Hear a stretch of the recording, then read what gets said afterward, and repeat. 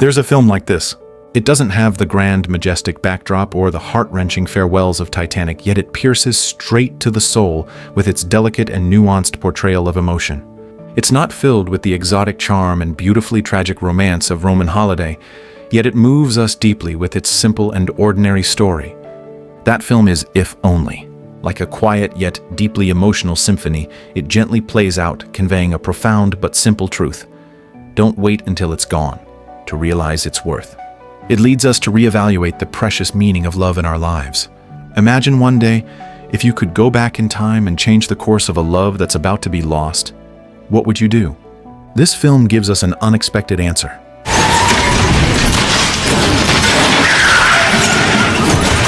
A sudden car crash takes Ian's beloved girlfriend Samantha from him forever. Devastated, he loses the will to go on. But then the unexpected happened. The very next morning, just as he's about to fall asleep holding Samantha's diary, she miraculously appears beside him in bed. Read one word and I'll kill you.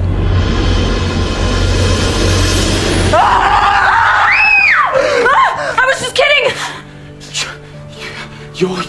You're here. Ian freezes like he's been struck by lightning, staring at the surreal sight before him, his mind completely blank. It's only when Samantha gently reaches out and hugs him, the warmth of her touch seeping through his clothes, that his nerves begin to calm, and his racing heart slowly steadies. As Ian looks around at the very real surroundings, he feels disoriented. Could the horrifying events of yesterday have just been a vivid dream? But before the joy of getting her back had fully settled, he sensed that something was off. Looking down at the suit he's wearing, a wave of déjà vu hits him hard. His breath catches. He remembers. This is the same suit he wore yesterday. A chill shoots up from the soles of his feet, flooding his body. A terrifying thought suddenly crosses his mind. Could the events from that dream be a dreadful prediction of today? Seeing Samantha safe and sound, he lets out a small sigh of relief. In the dream, at this exact time yesterday, Samantha scalded her hand on a kettle, but now she's completely fine. Maybe that means his fear was misplaced. Yet, just as Ian starts to relax, something chilling happens next. Ow! God! Oh, God, I am such a klutz. You burnt yourself on the hand. What is wrong with you? I burn myself with that damn thing every other day. Even though Samantha insists it was just an accident, Ian can't shake the uneasy feeling. On the way to work, Ian suddenly recalls that in the dream, this was where a passerby accidentally spilled coffee on Samantha's clothes. So, he decides to take a different route. He thinks, if he changes their surroundings and the situation, maybe he can avoid what happened in the dream. But reality didn't turn out the way he had hoped. Yeah, I just thought the scooter seemed a little speedy. Right after he explains that he's successfully changed the course of the dream and is ready to head to work, the exact same scene from the dream begins playing out in real life. Two strange coincidences in a row suddenly make Ian realize that maybe yesterday wasn't a dream at all, but something that really happened. He hurries to explain everything to Samantha, but what he says sounds so bizarre, so unreal. Even though Samantha trusts him, she still thinks it's all just a string of coincidences. After all, if she had truly died, how could she be completely unaware, coming back to life? Such a thing is far too strange to happen in the real world. It's impossible. Seeing that Samantha refuses to believe him, Ian becomes desperate. He decides to prove he's telling the truth by predicting something that happened yesterday. He tells Samantha that on the way to the company meeting, his watch will get broken. We will walk to your office together. And if your watch cracks, then we'll know that something is going on. Samantha doesn't show even a hint of mistrust. She simply wants to use facts to prove that what Ian experienced was just a dream, so he can finally be at ease. The way she so gently cares for Ian's emotions shows just how sincere and deep her love really is. Along the way, Samantha's relaxed ease stood in stark contrast to Ian's constant anxiety. His heart was filled with unease. They soon arrive at the company without any issues. Nothing unusual happens, and Ian's watch remains perfectly intact on his wrist. Ian pretends to be relieved, but deep down, his nerves remain on edge. Thinking back to the incidents of the scalded hand and the coffee spill, Ian begins to realize with growing clarity that even though the time and place of these accidents were slightly different, They still unfolded in reality just as they did in his memory. After Samantha leaves, Ian solemnly reminds his assistant again and again to confirm the dinner reservation by 9 p.m. His tone firm and his eyes filled with determination. He can't afford to miss it. In the past, overwhelmed by work, Ian hadn't realized just how important Samantha was in his world, until he lost her. Now let's rewind and take another look at what happened yesterday. That morning, Ian politely declined Samantha's request to visit her family together, using work as an excuse. Although he spoke gently, it clearly showed how little he prioritized Samantha. Before the accident, Ian took all of Samantha's care and love for granted. He never really thought about how the woman who always gave silently, what she might be feeling deep inside. That night, Ian forgot to attend Samantha's graduation recital, a performance that meant the world to her. Always patient and considerate, Samantha for once lost her temper. Ignoring Ian's desperate attempts to stop her, she got into a cab and left without looking back, and soon after, the tragedy that shattered Ian's heart occurred. That's why he kept reminding his assistant, over and over, about the importance of the recital. After the company meeting, Ian met up with his friends for dinner. During the meal, he tried to share his bizarre experience with them, but no one took it seriously. Some even joked that he was just hallucinating from stress. Just as Ian was sinking into deep self-doubt, a suddenly flying billiard ball snapped him out of his thoughts. Instinctively, he caught it, because yesterday, at this exact moment, that ball had shattered a glass. In that instant, a deep, indescribable fear and confusion flooded Ian's heart. Now, he was certain what happened yesterday wasn't a dream. It had truly taken place. Panicked, Ian rushed out the door, flagged down a cab, and told the driver to take him to Samantha's workplace. But when he glanced into the rearview mirror, he saw the driver's face clearly. To his surprise, he realized this was the exact same cab Samantha had taken the night before. You're the driver from yesterday. When Ian questioned him, the old man showed no confusion. Instead, he looked as if he already knew everything, making Ian realize that this driver was no ordinary person. With a growing sense of unease, Ian pressed further. Last night, Samantha got into this cab, and the crash happened when it stopped at a red light. Would that same accident happen again today? The old man said nothing, only met Ian's gaze with a meaningful look. That silence made Ian even more frantic. He couldn't hold back and cried out, "What if I hadn't let her get in that cab? What if we'd left London? What if we never stepped outside the apartment? Would it still have happened?" Desperate, he begged, "Please tell me, there has to be something I can still do, right?" At last, the driver spoke. "Cherish her. Cherish everything you have. Love her well." Fueled by anxiety, Ian ran to Samantha's workplace, and without giving her a chance to react, he grabbed her hand and pulled her onto a train bound for the countryside. At this point, a bold theory began forming in his mind. Perhaps everything that was meant to happen would repeat itself according to some unavoidable pattern. But if he could completely eliminate the conditions that led to the tragedy, like leaving the city, going somewhere remote with few cars and no traffic lights, could he break the chain and prevent the accident once and for all? They took the train to Ian's childhood hometown. Is that thunder? I think I heard thunder. It's gonna pour. I mean, you do know that it's raining, right? You're just trying to get out of this. Keep going. The mysterious driver's words struck him like a hammer, making him realize just how much he owed Samantha. So no matter what the outcome would be, he longed to make up for everything that had been missing between them all along. The love and care he failed to show, even forgot to express, before the day of her accident. Rain began to pour. Ian took Samantha by the hand and they rushed up a hill, seeking shelter in a small wooden cabin. As Samantha curiously asked about the place, Ian patiently explained, all while tidying up the cabin, trying to make it a little warmer and more welcoming. But just as he struck a match, his wrist brushed against the fireplace. He looked down and saw that the glass on his watch had shattered, the cracks spreading across it like a spiderweb. A wave of heavy bitterness swept through him. He finally understood what was destined to come had come. Fate had not changed. This time he didn't panic, nor did he try to tell Samantha about his dream. Instead, he quietly walked over to the window and stood there, silently gazing through the curtain of rain into the distance, overwhelmed by emotion. When Samantha asked if he was okay, Ian smiled with a sense of resignation, as if he had made peace with destiny. Then, softly, he asked her a question. For some reason you thought you didn't have a lot of time left. You mean today? No, I mean in life. If you had one day left. Samantha didn't notice the weight behind his words.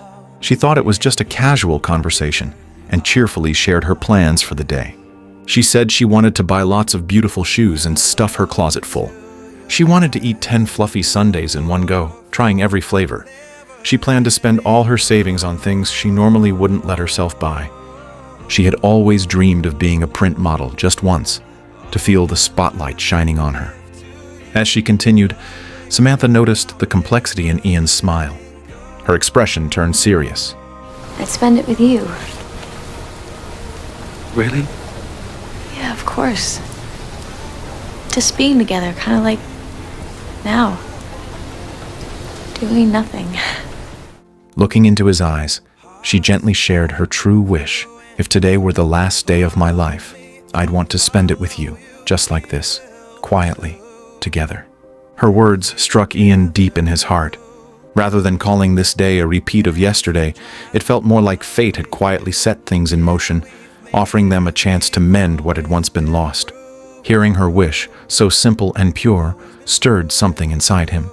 With gentle curiosity and a soft smile, he asked if there were any other dreams she longed to fulfill. These were things she had never voiced before. Because Ian had always been so busy, Samantha had kept them tucked away, not wanting to burden him. But now, under Ian's caring gaze, she finally opened up. Her tone was soft, her eyes full of hope, as she spoke about the little wishes she'd carried for so long. But the simpler and more heartfelt her wishes were, the more Ian's heart was overwhelmed with guilt. He asked himself, how blind had he been to have ignored her feelings for so long? The entire afternoon, they never once stepped outside that little cabin. In the warmth of that cabin, they shared an intimacy that, though brief, miraculously healed the emotional gaps Samantha had long carried in the relationship. But for Ian, it still wasn't enough. That afternoon, he held Samantha's hand and led her down to a quiet village at the foot of the hill. As they passed each familiar spot, Ian spoke with deep affection, vividly recounting his connection to the land. His voice was low and filled with emotion, his eyes full of nostalgia and memories. With every story, every unguarded display of sincerity, Samantha saw a completely different Ian, a gentle, tender man whose heart and soul were entirely devoted to her. She spent the day feeling fulfilled and truly happy. Deep down, she wished time could freeze, that they could stay in this peaceful place forever and never return to the chaotic world beyond.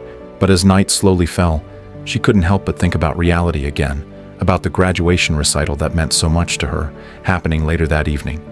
Let's see. I've been playing violin for 16 years. I've been studying for 3 years. I'm getting ready to graduate from one of the finest music schools in London. I think we should go home. Are you coming? Surprisingly, Ian didn't try to stop her from returning to London. Even though he knew what tragedy the night might bring, he didn't emotionally break down, didn't explain the looming danger, and didn't refuse to go with her to the performance. By now, he had come to understand a hard truth. Perhaps what is destined will happen no matter what. Even if they stayed hidden away in the countryside, chances were it still wouldn't be enough to change how things would ultimately unfold. Before heading back, Ian took Samantha to an amusement park they'd never been to before. Together they rode a Ferris wheel that offered a breathtaking view of the city skyline. As the Ferris wheel slowly rose, with the city lights twinkling beyond the windows, Ian's long suppressed love poured out of him like a flood, with nothing held back. And it was in this quiet romantic moment that Ian made a decision that would change everything. He was going to trade his own life for Samantha's. Even though he didn't know if it would work or if sacrificing himself could truly alter the outcome, he couldn't just sit by and wait for tragedy to strike again. But before carrying out that plan, there was one more surprise he wanted to give her. Though he had often overlooked the details of Samantha's life, Ian knew that performing on stage, fulfilling her musical dream, was something she had always yearned for. So he rushed to the print shop with a composition Samantha had written in private, printed it into a score, and headed to the recital venue early. There, he humbly and sincerely persuaded the music instructors to accompany her performance. Finally, he asked the backstage crew to deliver a carefully prepared bouquet with a postcard tucked inside to Samantha during the show. Samantha looked at Ian in the audience, puzzled. He gave her a relaxed and tender smile. Thinking it was just a sweet gesture, she joyfully slipped the postcard back into the flowers. As the recital began, Ian knew his time was running out. After a well-known piece finished, Samantha's duet partner turned the page, and in that moment, she froze, eyes wide with disbelief. It was the very piece she had composed herself. Before she could fully react, a familiar and soul-stirring voice filled the hall. It was Ian's. That voice seemed to carry a kind of magic, instantly tugging at her heart. She couldn't help but look toward him. Have a very special treat for you. Samantha Andrews, a visiting artist from America, has agreed to grace us with one of her own compositions. Ian slowly walked up to her and gently said to Samantha, You don't want to let down your future fans. With all eyes on her, Samantha gathered her courage and stepped forward. From the audience, Ian's eyes followed her every move, filled with encouragement and love. Guided by that strength, she closed her eyes and began to sing her song. Her voice was clear and graceful, echoing through the hall. Today, to what I feel inside. The lyrics seemed to reflect reality itself. Samantha, betting with her very life, awakened the true emotions buried deep within Ian's heart. As she watched her classmates and teachers stand to join in the accompaniment, it suddenly hit her. Everything had been orchestrated by Ian behind the scenes.